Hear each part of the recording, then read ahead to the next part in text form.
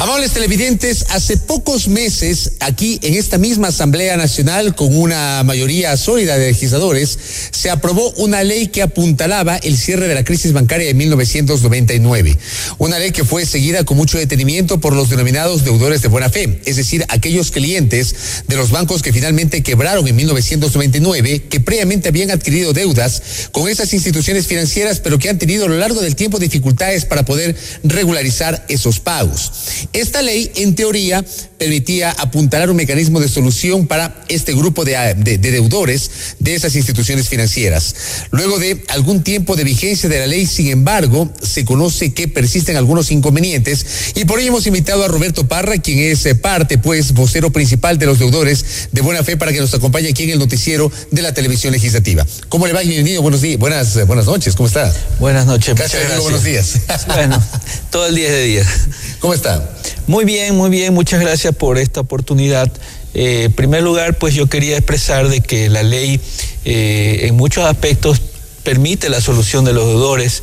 En otros aspectos nosotros también desde el principio y durante el debate siempre hicimos aportamos con nuestro criterio, que ya más adelante le detallo, pero... Ustedes fueron recibidos aquí en el Pleno de la Asamblea en Comisión General, yo recuerdo claramente que el segundo debate. Fuimos testigos de los debates en la mesa de la comisión, como también en el debate aquí en el plenario.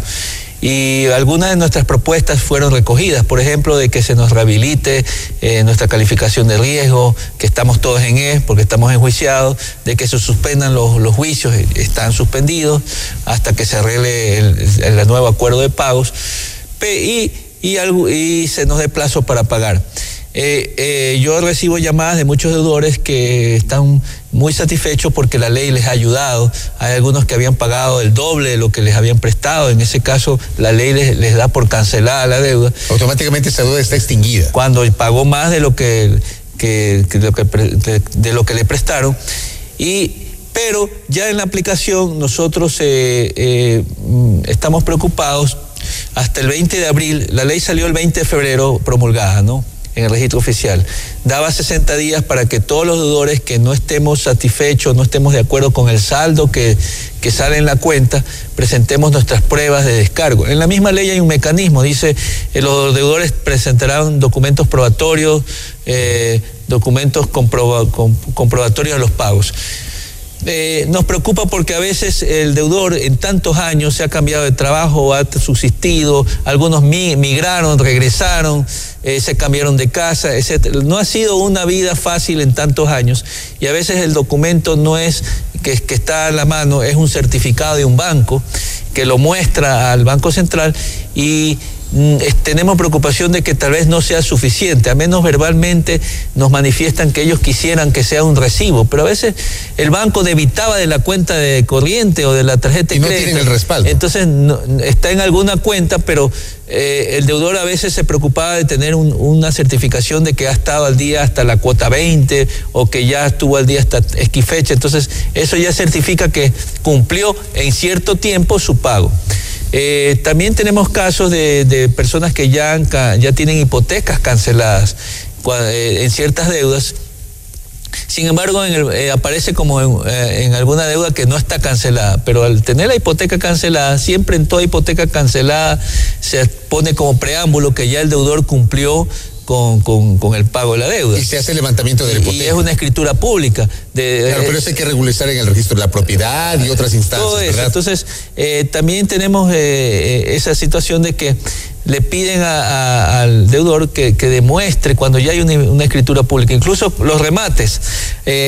Hay deudores que han presentado que en la ley se establece que si ya el bien ha sido rematado, se da por extinguida la obligación, porque ya el deudor ya no tiene que más entregar para pagar.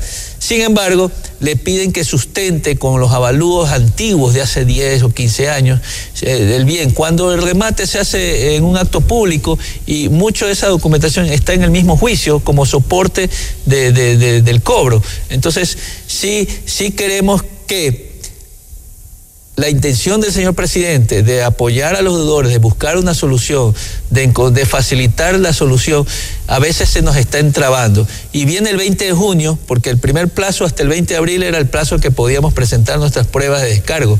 Y el segundo plazo es desde el 21 de abril hasta el 20 de junio, es el plazo que tenemos para firmar los nuevos acuerdos de pago. Pero 20 de junio, en 8 días más. En 8 días. Pero en ese intermedio, el deudor tiene que reunirse con el Banco Central para aclarar estas cuentas. O sea, para decir... Es decir, el 20 de junio tiene que estar ya aprobado.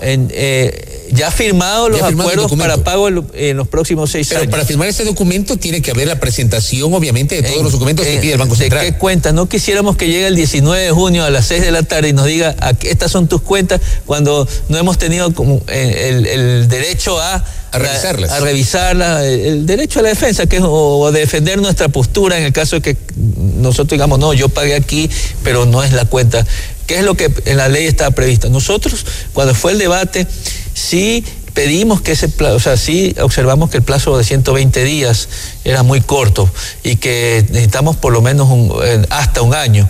Por eso estamos pidiendo, en primer lugar, que se extienda el plazo. Yo creo que los funcionarios del Banco Central están haciendo un excelente trabajo, pero vemos que se amanecen, que trabajan fin de semana y estamos ya cerca y vemos que también ellos probablemente están en una urgencia de que el plazo sea prorrogado para permitir un buen... O sea, si vamos a arreglar las cuentas tenemos que hacerlas bien y no sería bueno que lo hagamos al apuro. Yo creo que la intención del presidente es que se hagan bien las cosas.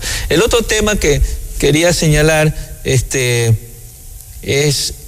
siempre manifestamos nuestra insatisfacción por ese 5% que nos cobran retroactivamente desde la fecha original del préstamo. Si alguien sacó un préstamo en el año 94 al 2014 son 20 años. 20 años multiplicado por 5% es 100% más de obligación que el deudor tiene que pagar. Yo creo, sabemos extraoficialmente que se han presentado como unos 600 a 700 deudores. No es una cifra que la tengo confirmada, pero ¿cuántos más se hubieran presentado si no hubiera ese freno del recálculo retroactivo?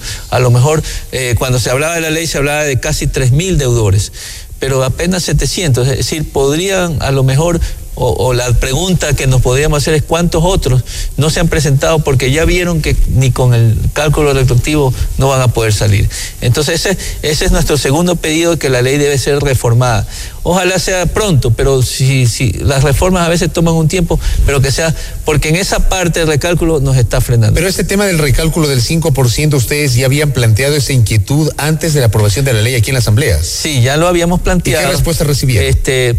Bueno, la respuesta es que en el tiempo el dinero tiene un costo y que el costo más barato o lo menor que se nos podía cobrar era el 5%, que es lo que a veces se da en el Banco Fomento, el 5.55, o sea, es la tasa que más bajo se ha dado en este periodo gubernamental.